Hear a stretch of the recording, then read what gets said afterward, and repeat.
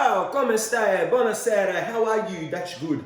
I am in the kitchen, somewhere that you don't usually find me. I don't know how to use the oven, nor do I know how to use the knives, but I'm going to attempt to cook one of my favorite Italian meals. Well, it's not a meal, it's more like a side, I suppose. But growing up, my grandparents on both sides used to make, well, we like to call it Patati e Pipi. Some people call it Patati and Pipi, but no, I'm not one to judge. You've got to roll the R's a little bit.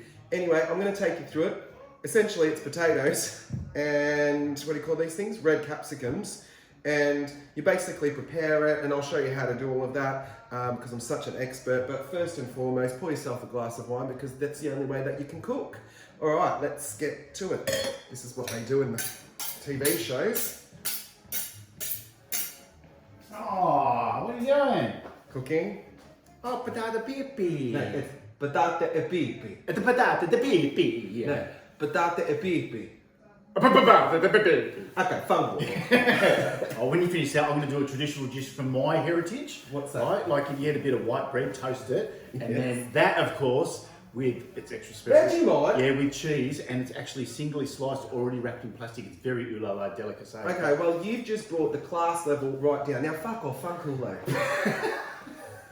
Well, first and foremost, you've got to peel all the potatoes, and then you basically cut them into like squares, sort of squares things, and you've got to do a bit of golden girls on them. You've got to blanch them for a little bit. Just blanch them for a good 5 to 10 minutes, and it just softens them up.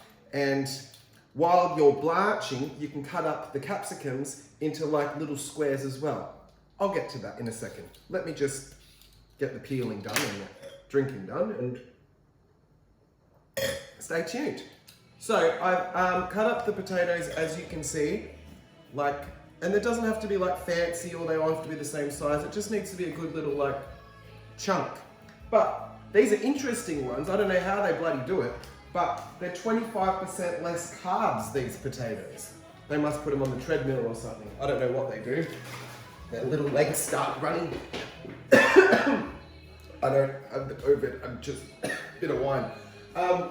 So now, to blanch them, you basically got to put some of these, well, all of them, into the water without burning yourself. So do that and let them like boil for about 5 to 10 minutes. You don't want them to go too soft because then you can't roast them. Go away now, please. How's it going, Papa Giuseppe? Papa Giuseppe. How are you making there? I thought because I've experienced a lot of the Italian culture, I prepare one of my own. This one's called a pizza. I've gone a fungi, which is mushroom, and there. But it's like a normal Italian pizza, as you know. You don't put a lot of toppings on, so that I've prepared one. That's got plastic on it. I've just been. Well, that explains what's a bit hard. I was popping the oven out back, and you enjoy your pizzas. Thank you. Good to see you again.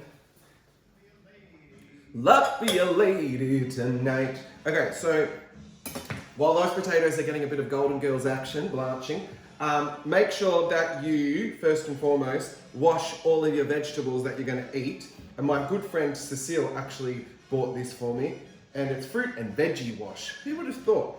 So I've washed my capsicums, and now basically all you have to do is you take out that part in the middle, the seeds. Doesn't matter if there's a few seeds still, lingering. And then you just cut it in half, and you basically, again, it doesn't have to be like pretty, like it can just be like chunks, like that. See what I mean? Just like chunks. Doesn't have to be pretty. Which is nice. Hooroo, welcome back. So these have been Golden Girls, and so you basically just put some potatoes, obviously drain them, in the paper, on the baking paper. I like to put a bit of baking paper because it just soaks up all the oil I'm about to put in. And then a little, you've got to put your capsicum in. Now, I think I left maybe a little bit too many of the seeds in there a little bit, but that doesn't matter. I think it just causes you a little bit of constipation, but that never killed anyone. Just clogs you up, and it could kill you if I suppose if it didn't come out of your body. I don't know, does it come up that way? Is that why a lot of people talk shit? Anyway, So you just mix it around a little bit. Okay. Then you put salt, heaps of salt. The Italians have very high cholesterol. And then you put oil all over it, like heaps of oil. Again, cholesterol. We love a bit of high cholesterol in the Italian family. And if you're a bit of a wanker like me, once they come out of the oven, because you're going to put these in the oven, you're going to put foil over it, and you're going to let them cook for a good 30 minutes or so on about 200. That's what my mum says. I would have said 180, but she goes, oh, give them a little bit more of a crank. And if you're a wanker like me, once they come out, put some black truffle oil over the top. Otherwise, just the normal oil is enough. And yeah, a little bit of pepper.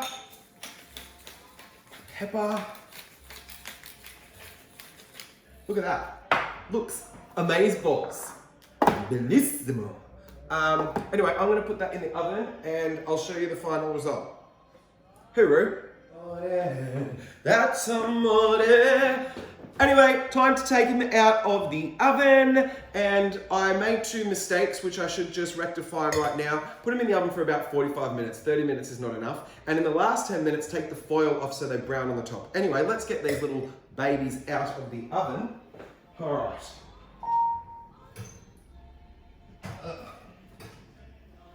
This is what isolation does to me. Gets me cooking. Isolation makes you do stupid things that hot. Ow. Ow. Ow. Ow. That's really hot. As you can tell, I can't cook. Ow. Stop. Off. Whew. So what you do now, don't touch the hot surfaces because it burns.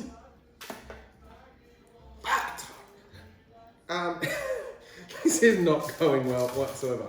Anyway, just mix them through, put them in a nice bowl, and yeah, it should be nice. Let me just do a bit of a taste test.